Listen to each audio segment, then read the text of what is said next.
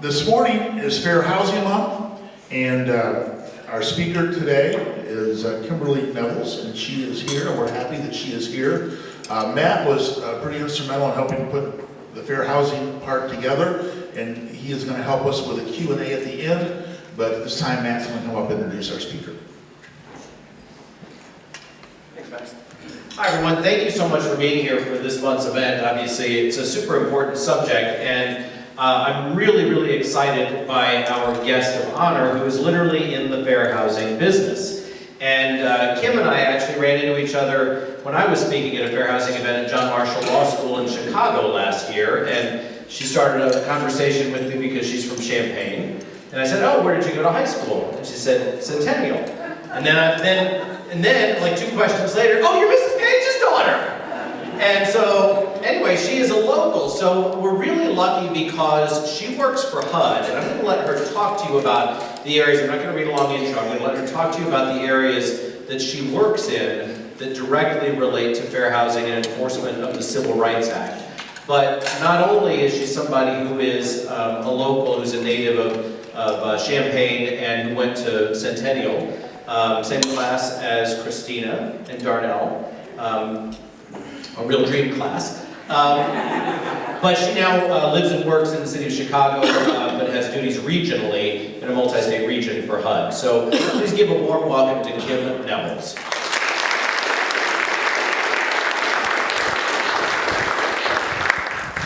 Okay, good afternoon. Let me see. Okay, it is afternoon. I just wanted to know if it was after lunch. Thank you, Matt, so much for inviting me and being instrumental in bringing me home. It's kind of interesting for me to come home on like a work-related thing and be like, can my mom come to lunch? So I'm really happy that my mom can be here because honestly, a lot of my fair housing story starts with mom. I am a big reader, and a lot of that is because she took me to the library all the time. And in high school, one of the, my favorite things to read was Lorraine Hansberry's A Raisin in the Sun. So I read this play, and it struck me, and loved everything about it, and I'm a big nerd. And so I was like, okay, who's the author of this? Okay, this woman, Lorraine Hansberry. Okay, and I went to the library, and there's an autobiography that her husband published posthumously because she died really young. So here I've got the story that I've read, I've seen all the time, right? And then school continues. I continue with my education. I go to college because I had to. It was not a choice. I went to college at Illinois Wesleyan in Bloomington, Illinois, and then continued on with my education and came home for law school. And I was allegedly saving money, and I lived at home with mom and dad the first year. That was 1 year. And then moved out. So second year of law school, I had roommates. And the third year of law school, I decided, hey, okay, I'm done with this. I'm living alone, and I'm finding an apartment. And so I told Matt this fair housing story and my fair housing experience in law school, because it's something that I don't think that people expected in Champaign, especially somebody who grew up in town and the family that I have, and here I am a law student. But it's what happened. So I go, and I had friends, obviously, and oh, this is a cool apartment. This is the group that owns the apartment building, manages the apartments, make my appointment. So on the phone, I clearly do not have a racially identifiable voice. So I make the appointment on the phone. I show up to see the apartment, and it's like, oh, that apartment is occupied right now. We can't show it. I was like, oh, okay, no big deal. I'll reschedule.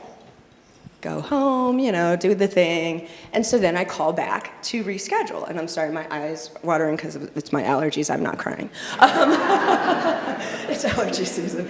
So I make my second appointment. And I go this time it's like, oh, well, we don't have the keys for that apartment. Okay, at this point, I'm like, this is getting to be annoying. And you know how you roll your eyes, and it's like, okay, I'll make another appointment. So I run off, And so I made a third appointment. And so the third time, I don't even remember what their excuse was, but it, like, you know how it hit me. And I was like, I'm never going to see this apartment. Oh my God, wait, they don't want to rent to me because I'm black. I was like, oh, okay. And you know, I found another apartment to rent and found people who would take my money. But what I find interesting is that I went through all of this education, right? And here I am about to be a baby lawyer, and not one of my classes had anything to do with fair housing. Didn't hear about fair housing, you know, new stuff like this happened. I assumed, though, that it was something that happened in the past, that it was like a historical artifact, until it happened to me. So, okay, that's my fair housing story in law school. I, you know, rock on, found a place to rent. It was all good, graduate. Met my husband in law school, and he's a Chicagoan, and he wanted to go back to Chicago. And I'm like, it's a big city, and I am there with you, and that is love.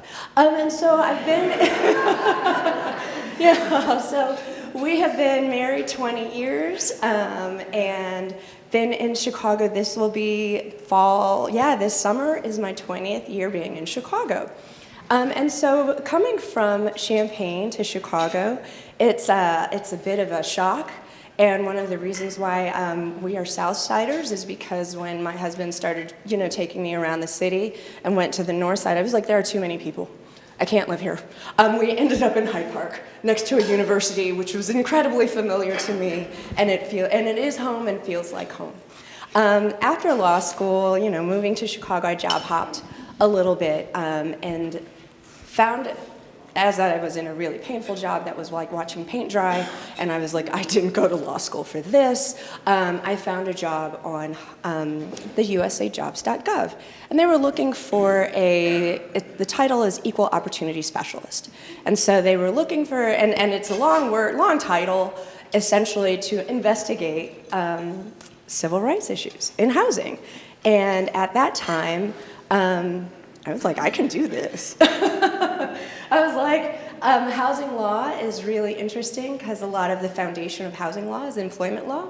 Kind of similar, except that, you know, it's about residential real estate. And I've been at HUD now for 18 years. I cannot believe it, but I think that's sometimes what government service does is they pull you in and then you can't get out. I am now the director of the Civil Rights Office, and so I don't get to be on the ground as much as I used to, running around and interviewing and reviewing paperwork and all of that stuff. But what we do as an office is we investigate individual housing discrimination complaints. And since I found out you all have all this continuing education, I won't bore you with the 7 protected classes because y'all know them. And if I pop quizzed you, you'd win. But we investigate individual housing discrimination complaints, and we do compliance work. So all of the entities that receive federal funds, so through the Community Development Block Grant Program, which is usually grants are to municipalities, state and local grants. Let's see, obviously housing authorities, they have an obligation. All these entities that receive federal funds, public housing, multifamily housing, all of these different offices, but they all have an obligation to comply with civil rights laws. And so we do that kind of compliance work too. Let's see, we're about an office of, right now, 50. Kind of understaffed, but we manage and do all the civil rights work in the Great Lakes states. So I've got all the Midwest. So yeah. We know when I can start interrogating. Yeah, you know how I think that's enough. You want to talk? Yeah, well, I want to ask you some questions. So, absolutely. So Kim and I talked a little. No, you can hang on to the mic. I'll talk about it. Don't worry.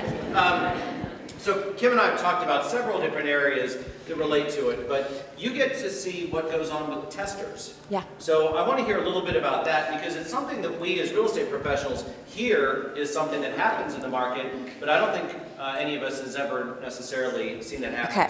So I pulled up a case. Okay, and something that would like make the blood drain So out. might. So yeah, I pulled up a testing case in real estate in Illinois, in the suburbs of Chicago for that exact reason. And so I found this couple and I I can't tell you anything about them because the settlement's private. But this couple was a classic Cosby Show kind of couple. She was a lawyer, he was a doctor, and they were looking for a house in the suburbs. And so they find their house, what they think is going to be their house, and they place an offer. So the asking price on the house was $349,900. They offered $330,000, and with the regular earnest money of $1,000.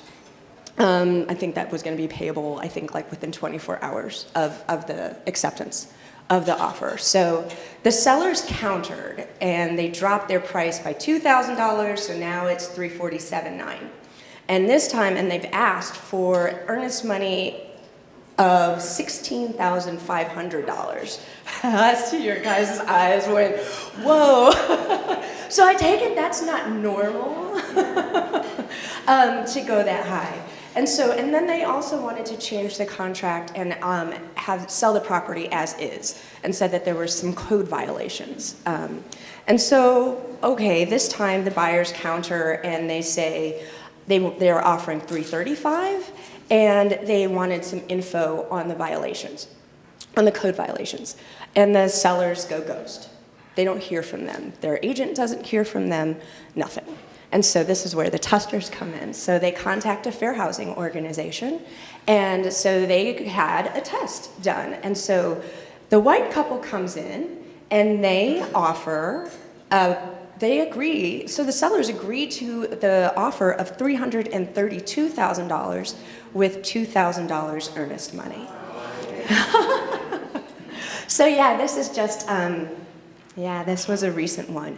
And so I do know that they settled that case, and it was for close to $50,000 was the settlement. So I mean, how I think it's interesting because I know both the sellers paid that and the agent.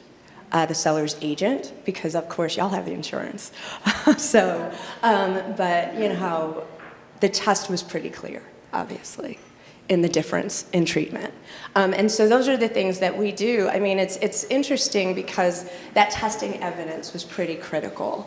And I think that it's interesting because, it's just like you see on TV, but most people don't realize or know that it's a test, and it's the importance of the fairness of, because you never know what's going to happen or who's out there. And if you're breaking the law, there's a good chance your, insurance will not cover that. So that may be extracted from your own personal finances. So yeah, I don't, I was like, I don't know, I just know that they got their money.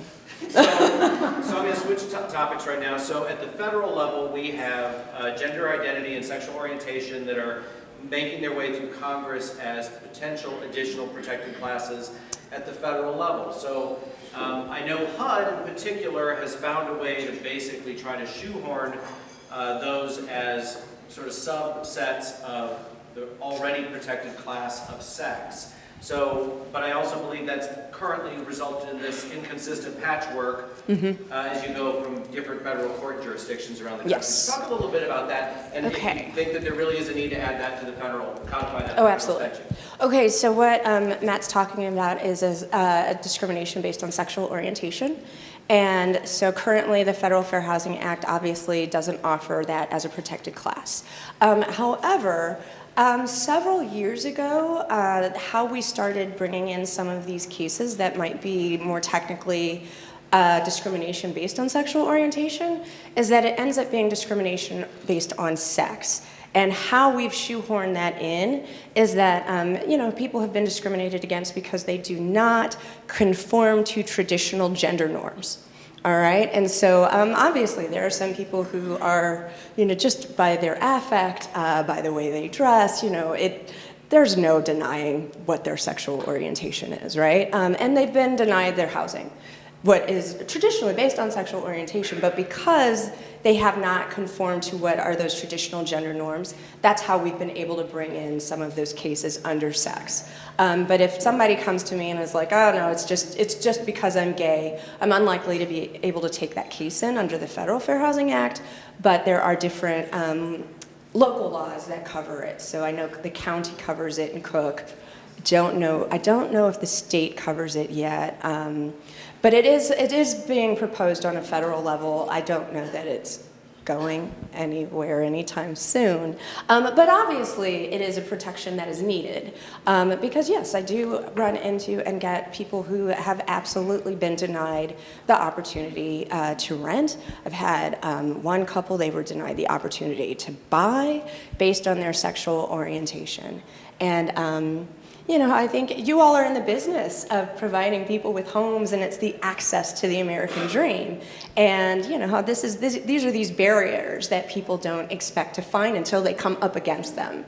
And you know how it is even in 2019. But yeah, so that's how we do it. But yeah, the court work is really patchy. Like I said, a lot of fair housing law is based on employment law, and so I know right now that there are a couple of employment cases that are headed towards the Supreme Court. I think that they've agreed to hear those cases, and so we're all going to see what happens with the Supreme Court on the employment side, and we're not bringing those cases. But in other words, it could be that the proposals in Congress to add it to the statute may fail. But the Supreme Court is about to take a handful of cases that could end up potentially through a Supreme Court holding. Right, so how we've taken these cases in is on the basis of sex. So you've been denied a house on the basis of your sex, not your sexual orientation. So the same thing has happened in employment, and so there are a pair of employment cases that are going up where they are going to determine, the ruling I think will be based on whether or not that kind of employment discrimination for people based on sexual orientation is actually based on sex. It's going to be interesting. Yeah, it will be. Are you prepared to talk for a minute about the HUD lawsuit against Facebook? Oh, sure. Okay. It's in the paper. Because the big deal for us is many of us in this room are frequent advertisers on Facebook, and I think it's pretty safe to say nobody in the room is intending to discriminate on the basis of protected classes. And from what I've seen, some of what Facebook is doing doesn't even involve the advertiser, it's Facebook's own algorithm. So, yeah, Facebook. I love it and I hate it. But see what it did do, which is different. So there's some, and I can't even remember.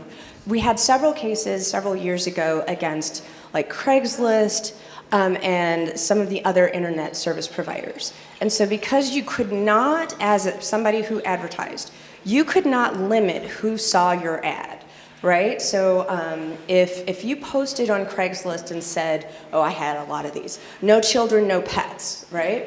Craigslist wasn't responsible for that ad because they had nothing to do with it. They were essentially the bulletin board.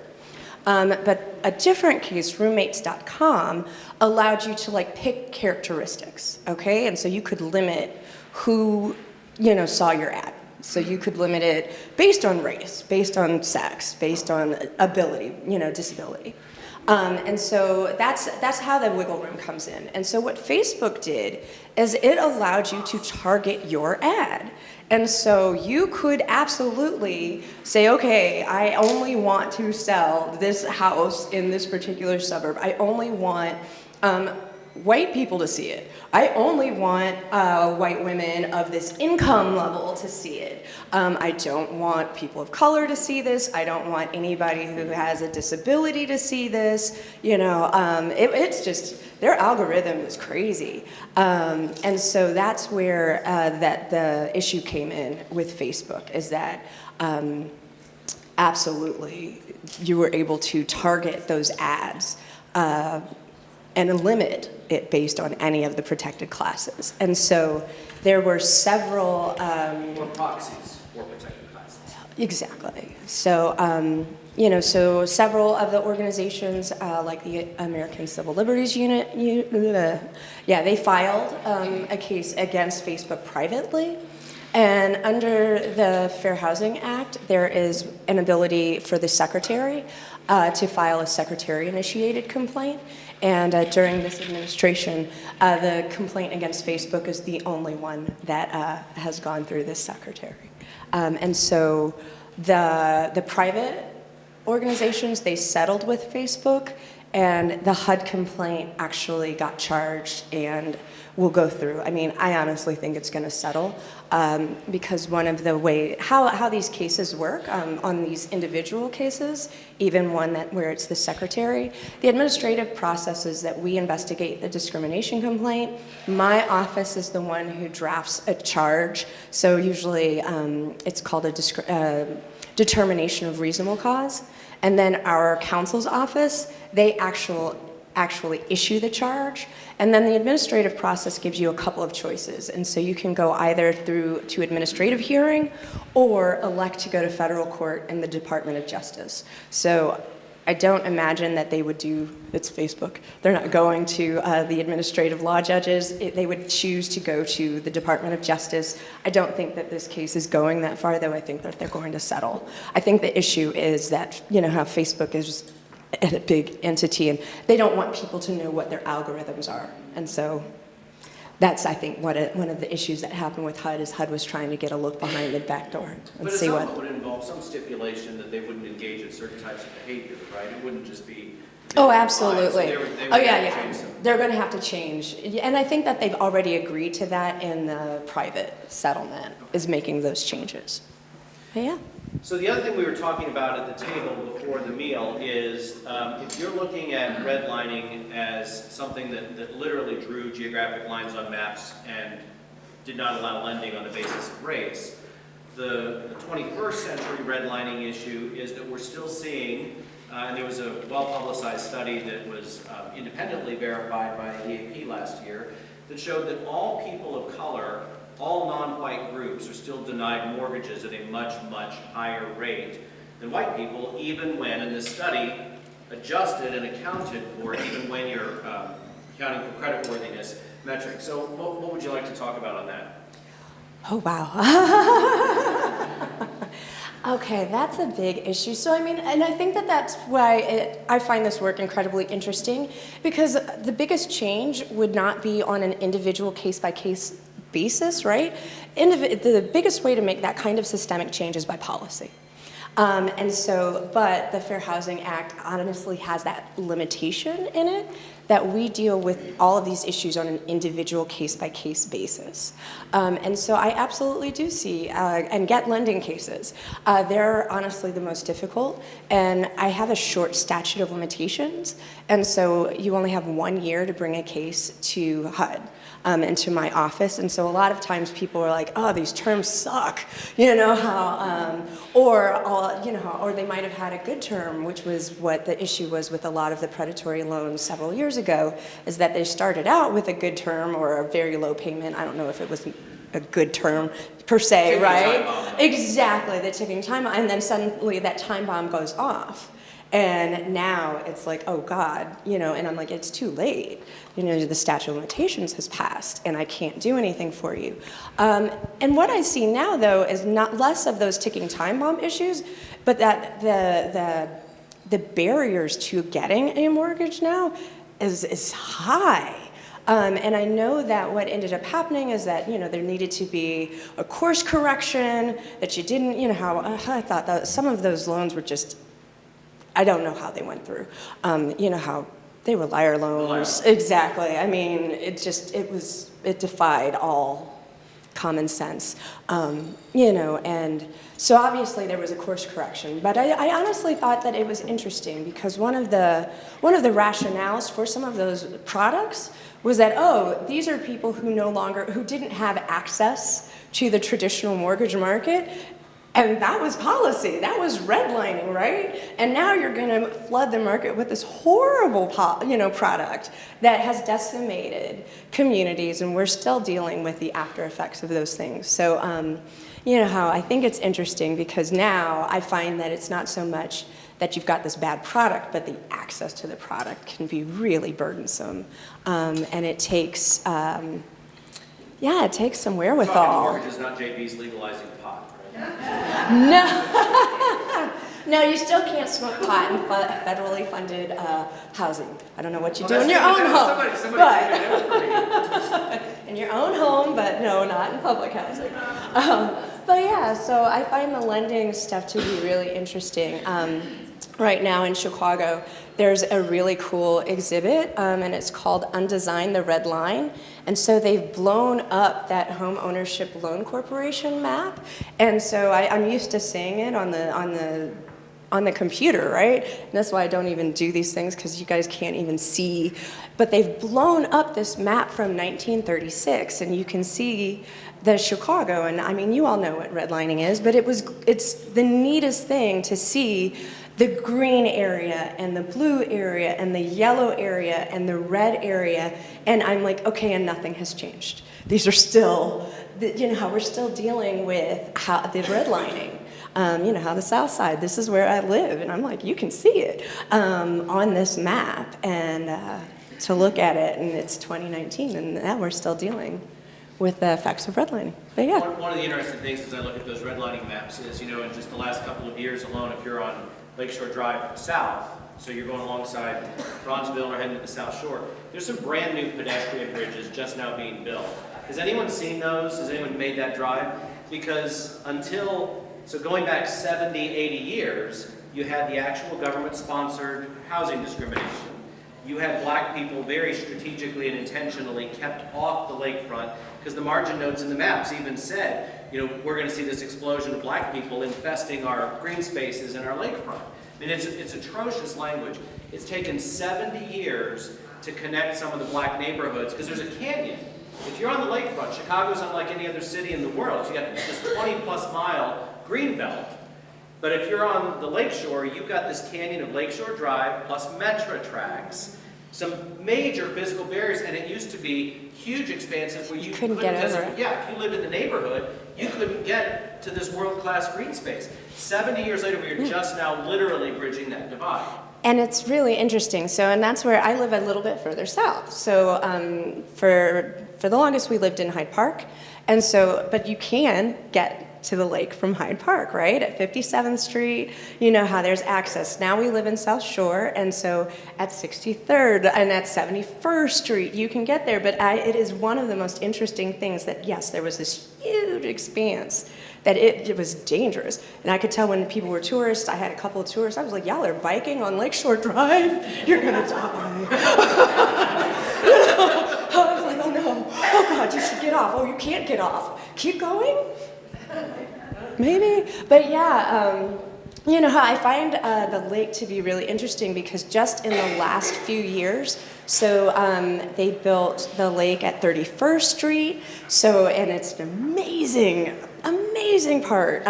So yeah, come this summer because it's the best time of the year, but at 31st Street, and then they have and I'm like, there's a pool, a floating pool on the lake. But it's fun because I can take the kids and they've got the bar and the food and you know how it's all good.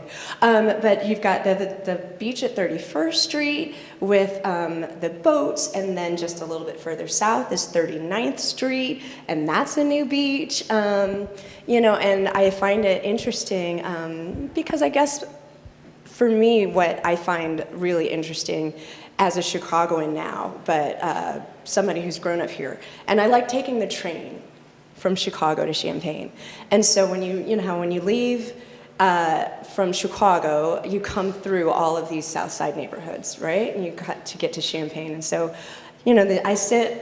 I used to look like I was a student, and so I would get the students who would sit next to me, and we'd talk and chit-chat and stuff like that. And so I'd have some kids, obviously from the north side of the city, and they had never come to the South Side, maybe I guess to the Museum of Science and Industry, because they would be like, I had this happen any number of times.